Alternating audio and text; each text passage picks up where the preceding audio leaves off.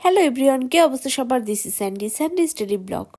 আমি আজকে নতুন একটা রেসিপি নিয়ে হাজির হলাম। আমি আজকে রান্না করব রুই মাছের তরকারি সবজি দিয়ে।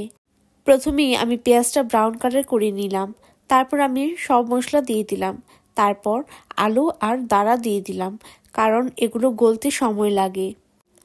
আমি ভালো করে কষিয়ে নিচ্ছি, বারবার পানি দিয়ে কষিয়ে নিলে কিন্তু গলে যাবে। আমার আলু আর দাঁড়াটা নরম হয়ে গেছে, আমি এখন বেগুনগুলো দিয়ে দিচ্ছি, তারপর ভালো করে মিশিয়ে নিতে হবে। আমাদের পরিবারের সবার পছন্দ এই সবজির তরকারি।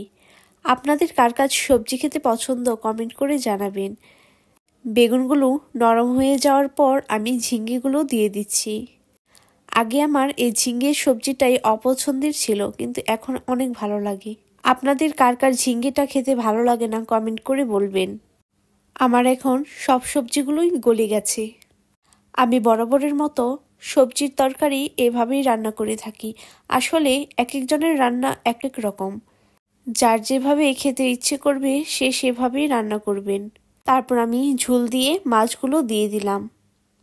আমি মাছগুলো ভেজে নিয়েছি।